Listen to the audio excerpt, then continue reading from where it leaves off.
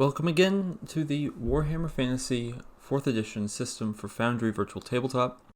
It is now 1.0, and what that means to us is that it has all the functionality that we think is essential for a smooth and fun experience with the 4th Edition rule set.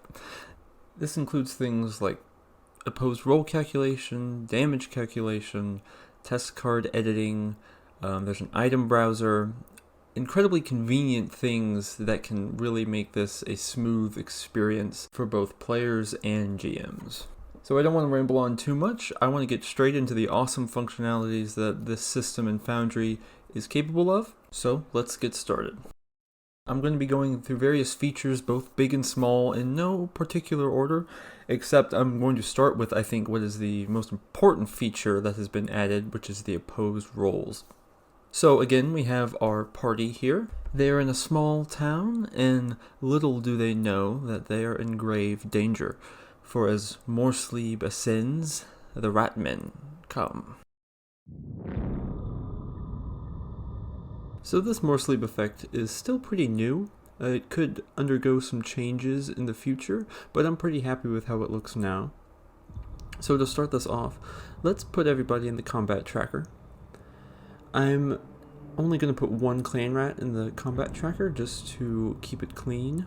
I'm also using the optional rule that allows for each combatant to roll a test to determine their initiative, instead of having a static fixed value. So for the sake of demonstration, I'm going to have the Storm Vermin attack the Warrior Priest. Now, there are two types of opposed rolls you can do. One is targeting. And you can do targeting by simply clicking this circle here for GMs, or if you're a player targeting an enemy, you can just double right click on the token and you will target it. So now when you target something and you roll a test with an actor, that actor has started an opposed roll with that target. And you can see there's a chat card showing that this is an opposed roll. Now the next roll made by the target will oppose that roll. So you can see that Yokob won by 1 SL. However, we forgot something. We forgot that Halberd has more reach than the Warhammer. So that makes the test more difficult, so we can go back and change the value. This introduces the second type of opposed roll, which you can manually do with any chat card. Is you can start one by clicking on the opposed button on a chat card. That will designate it as the attacker. The second one you click will be the defender. Now we've redone our test with the edited chat cards, and we can see the damage is calculated correctly, 7 damage. If we open up the character sheet, we can see how damage is applied. We just right click the chat card and apply damage. And we can see that AP and toughness bonus is subtracted. And we are reminded that since Halberd is hack, we have to damage the head. However, there was no armor on the head. Now let's do some more opposed rolls. This time let's use some size rules. Let's give this Rat Ogre 1 advantage and have him charge. Target all time. And then we'll attack using our weapon trait in the main tab. Alright, he scored a hit with 12 damage. Let's see if Altheim can avoid it. And he fails to do so. And we can see that damaging from size is applied correctly. The weapon trait has 9 as its plus. 9 plus 5 is 14, and Altheim failed with -2 SL, so that adds to 16, and that's how much damage is in the final chat card. And just like the last time, we can apply the damage just by right-clicking it. And we can see that it brought him down to 0 wounds, which means there's a critical. And we can easily click this critical to roll on the table. We get a deep cut critical, and this is also an item, so we can drag this over to apply it. which also applies the wounds if he had any left to lose.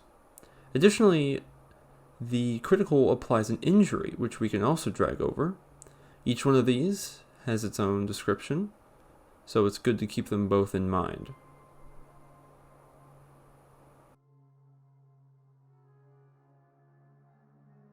Let's play with some size rules now. If we open up the Rat Ogre, we can see that he has the large size trait, and if we disable it, we can see that the HP and size is calculated dynamically. Let's give him size enormous, just for example. We can do that just by changing the specification inside the item itself to enormous.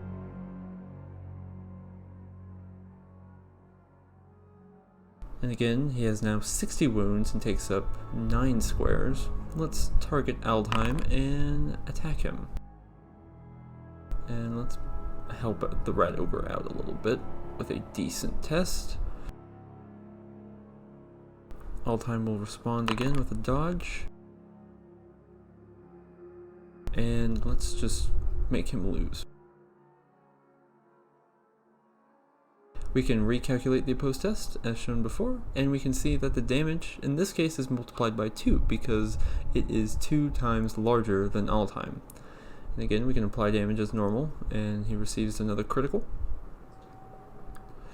Let's set this Rat Ogre back to normal, which is large. Another feature of targeting is the ability to perform unopposed tests. Let's use this Gutter Runner here, who has some throwing knives. We can find our range with the ruler at 4 yards. Now you can open up the range bands and click on them directly to perform a test at that range with that set difficulty.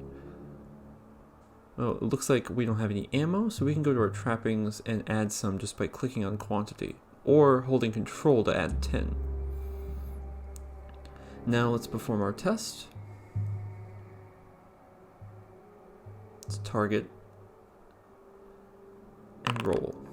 Now it looks like we missed. This shows off the scatter table, which is probably one of my favorite tables. I showed it in the previous video, but just to reiterate, you can click on it to see where you missed with a throwing weapon.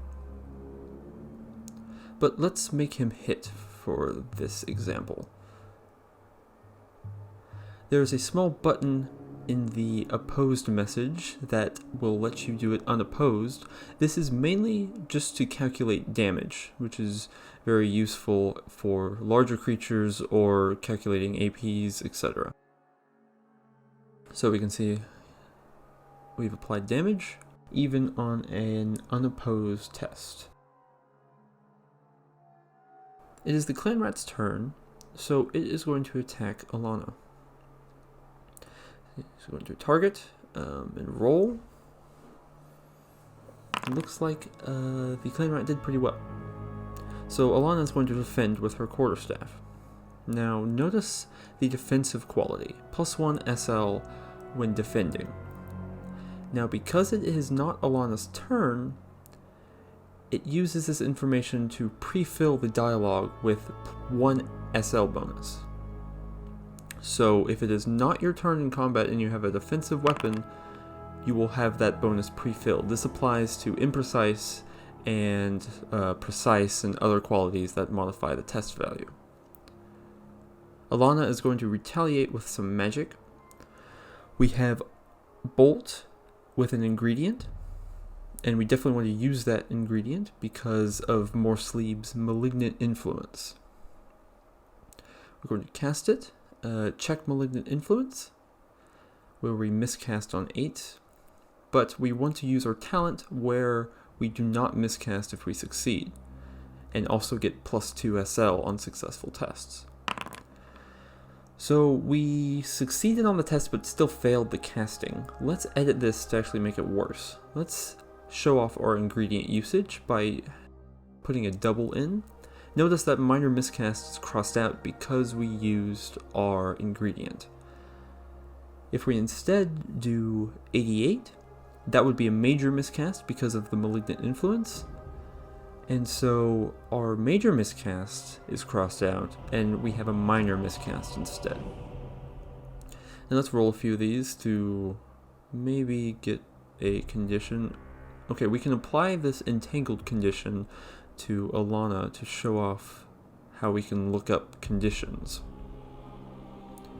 So we apply it through the condition menu, and we can simply right click on her in the combat encounter, and we can see that it shows up in a chat card. We can also just type in /cond with an argument that closely matches the condition name. Notice how I just do int instead of the whole word. Lastly, when her turn arrives, it will display a status message, just the same with entangled shown. This applies to everybody, showing off modifiers and conditions applied as you go through the combatants in the encounter. Now let's look at a brand new feature that I'm really excited about. I've been saving it for 1.0, and it relieves probably the biggest pain point in the system previously, that was searching through all the items in the different compendia. Let's look at the item browser. It takes a bit to load because it loads all the items and sorts them. But when it opens, you see we can browse through all our different items using various different criteria. So let's try this out. Let's filter by career, and we can filter by the career itself. So let's do bailiff. We can see the different tiers. Let's filter by class. Let's do burger. And let's filter by only tier 4, only with evaluate. And how about instead only with weapon skill, toughness, and ballistic skill? Alright, how about less than 4 standing? And there we go. Let's try filtering spells. Let's filter by lore. Let's do light. Only with CN greater than 8. Okay, we can open these and look at them just the same. How about filtering by greater than 8? And let's say we want to import these. Well, we can simply click the button at the top, import. It'll ask you if you want to confirm, and they're done. So I hope this greatly improves the overall usability of the system, given how many items there are, especially with careers and spells and whatnot. Now for a smaller feature, but very useful nonetheless. By sheer coincidence, Ludwig has rat fever, and we can see in the notes tab he has incubation and duration. We can click on these to roll them automatically, and then we can right click them to decrement. Keep in mind that only GMs can see these diseases. However, diseases are made up of symptoms, and you can easily post these symptoms to chat by clicking on them. This will post the effects of the symptom as well as the treatment of the symptom hidden from the players. This is very useful if you want to keep this part secret, but yet still easily convey what these symptoms do to their character. Speaking of posting to chat, let's show off the feature that allows us to post any item to chat. You can easily do this from your character sheet just by clicking this button, and it will post the entire item and all its details into the chat. And you can open up any sort of sub-item it might have if it links to it. Additionally, you can post items through chat by the item sheet itself with this button up here. Additionally, if you go to your trappings tab, you can see different items to post. Weapons, for instance. You can post spells or miracles. All of it displays relevant data to that item. Armor, too. You can see that this armor is damaged, as it has 1 out of 2 AP on the body. Additionally, any item posted to chat is draggable. So let's say the warrior priest threw this shield for Ludwig, and now he has it. So now that Ludwig has a shield, let's use it to oppose the incoming Skaven. Let's equip it and get ready to use it.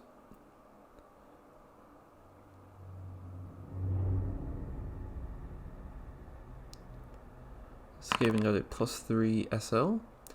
So notice the qualities on the shield.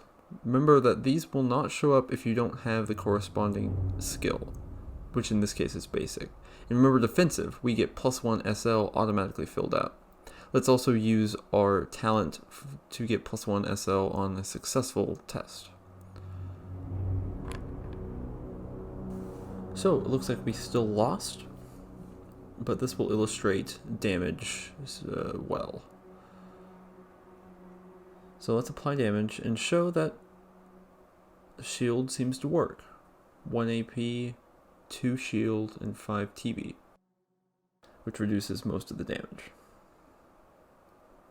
This will only apply if you have the shield equipped and you use it in the test, and that you have the appropriate skill to use it. Let's show off some more trait usage by the Rat Ogre. Let's give him some more traits. Maybe it's a particularly sick Rat Ogre, so it has Vomit. And let's give it the Big trait. And Big modifies characteristics, and we can see that these are applied when we put it in, and also when we disable it and re-enable it. So Vomit is a ranged attack that can affect multiple people, and it is an easy test at this range, so let's try it out with the targeting system. Use this tool to target multiple at a time, and then let's perform our test. Easy difficulty, and it starts an opposed test against each target. So each one can individually oppose this. All time failed. Ludwig passed. And Alana failed. So each one of these tests you can apply damage to. And Alana as well. So this is a great usage of the flexibility of targeting in opposed tests. The next feature is a general usability feature that you might have already noticed. In Foundry, you can link items and other entities. I've extended this to be able to extend Warhammer specific things. So for instance, let's use a journal entry to illustrate this.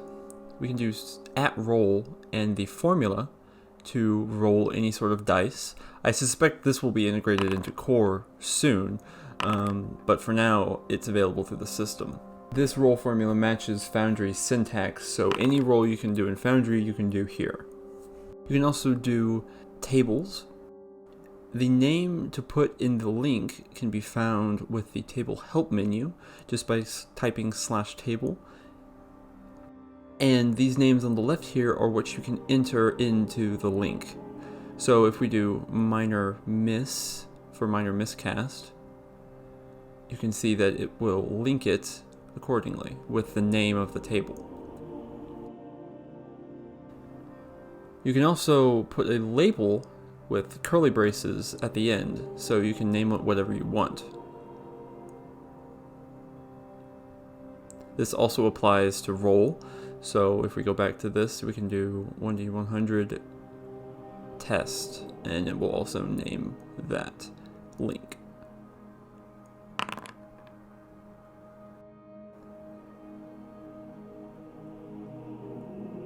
Next we can do conditions. So if we type in condition ablaze, we can click on this. You can see this one even has a link in it, which we can click on to see the damage.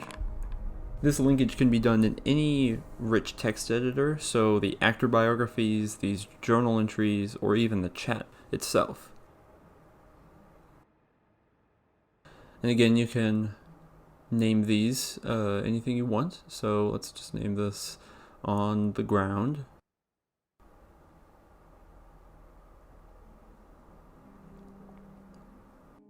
And lastly, symptoms. These operate the same way as they did in the character sheet. You can click on them to show a description of the symptom as well as the treatment of the system privately. I hope this is very useful for organizing your journals and characters to make it easy to use certain aspects of this Warhammer system just at a click of a button. Speaking of tables, let's look again at Warhammer's custom tables with the table help menu. Here we see all the links to the different tables in the system. Some of them come from modules, like these expanded mutation tables.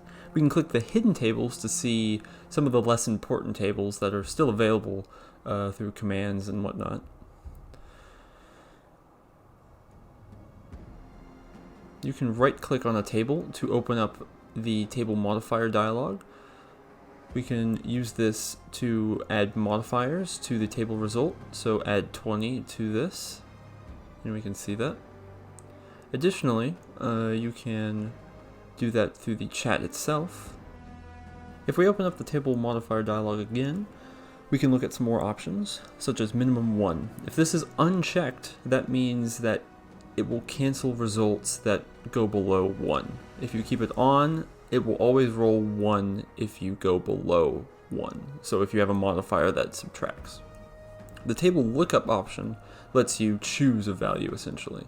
So if we type in 80, we get that value. This is useful if anything modifies the value if you rolled once and then you want to redo it, but you forgot the modifier. So some tables have multiple columns, such as the weather table, which will pull up the column menu, which you choose, and then roll on that column. The career table is also a useful table to see this. You can do this through the chat as well. Just type in the table name, and the column name. So yes, tables have been much improved since the first or second video. I hope to see more tables in modules out there that people create and share with the community. Now for another feature I'm very excited about is character creation. So we can pretty much say all time is dead. We gotta make him a new character. We can start this process pretty easily. Just create a new character sheet first.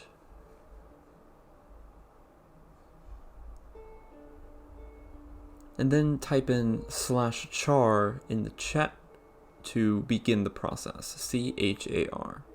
We begin with species, so we can choose one just by clicking on the species and receive no bonus experience.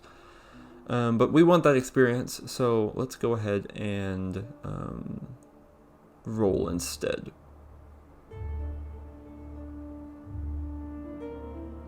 Okay, you can see we have 70 experience from rolling.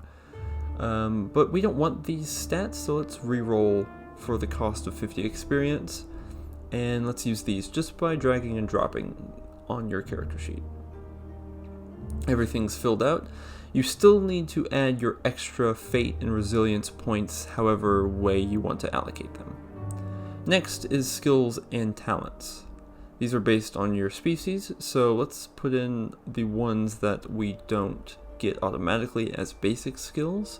So the language skills, advance them according to the instructions.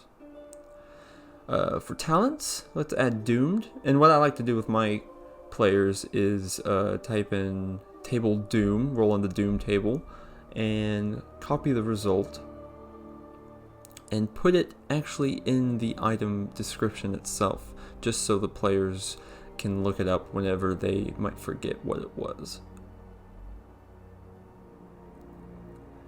We can add the stat bonuses. Savvy automatically adds that, as well as the rest of the talents.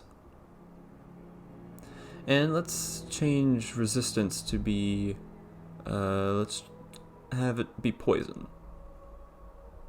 And we can change the test to reflect that, so we're reminded of that whenever we roll tests in the dialogue.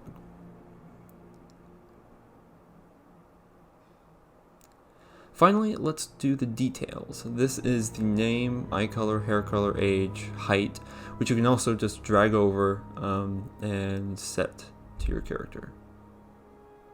You can also type in /name for a randomly generated name. You can type in /name male or /name female. If you don't specify, it is random. Lastly, we can choose our career. Click on the career button to roll. We can see that we have the Trapper, and we have this bonus experience that we can drag and drop. However, we don't want this career, so let's re-roll this career and sacrifice the bonus experience. When we re-roll, we get 2 careers to choose from, each of these with less bonus experience. However, let's choose our career instead. We want a specific one.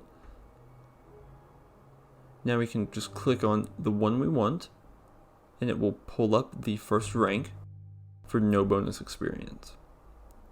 Just drag it over like any other item. And now is a good moment to look at the improvements on the character sheet since the last video. I showed off the advancement indicators in the previous video, however now they have tooltips to show how much it's going to cost to advance by clicking on them. Again, it's automatically calculated, but this is just transparent in how much it will cost by clicking on them. It works for skills as well. An improvement on the career skills can be shown here with this specialized skill of Lore Torture. We want to change this for no circumstantial reason to Skaven. Now, when we do this, it will actually ask us if we want to change our career to reflect that. That's because it's currently a career skill, so it's asking if we want to maintain it to be a career skill. So notice that now we have Lore Skaven in our career, and it still has an advancement indicator. And same thing for any specialized skill that is in your career. We can change Brawling to Basic and maintain it in our career. So that's basically it for skills. Let's go on to talents, and we can see that we have some career talents here. We can click on them it'll ask us if we want it for free or not. This is helpful if you're creating a new character because the first talent you get is free. We also have advancement indicators for talents now that will also show us the experience needed to advance them. And you can click on them or right click on them to reverse. If you reverse that, it'll ask you if you want to refund because you can unlearn some talents in game for the cost of experience.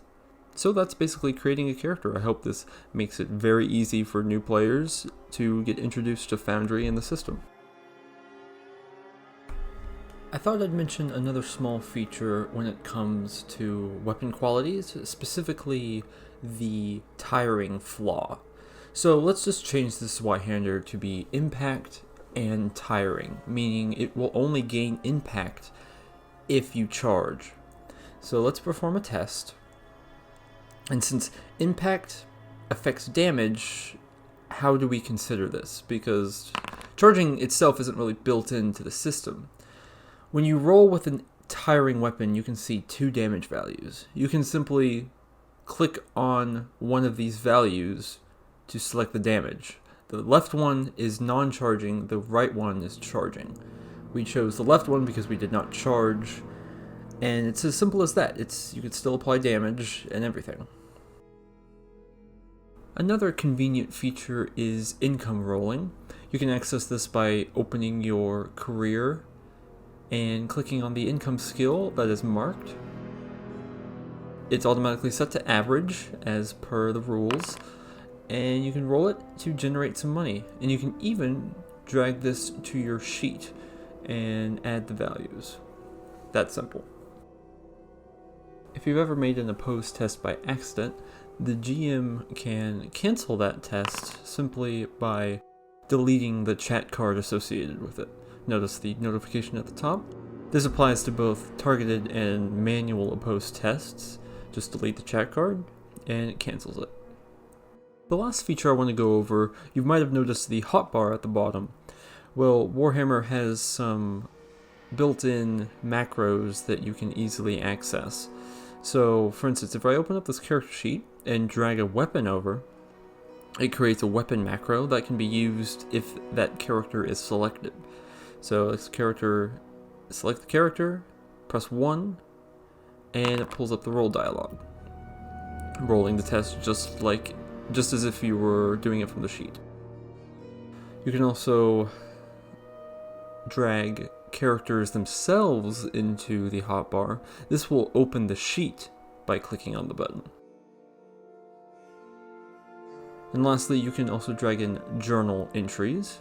Just the same, if you click the macro with the journal entry, it opens the sheet. Well, believe it or not, I don't think I covered everything. There's a bunch of minor features out there that are hidden away that either I forgot or I didn't deem important enough to put in the video. So if you're maybe wondering how to do something and you can't figure it out, please feel free to message me on Discord or on YouTube or anywhere.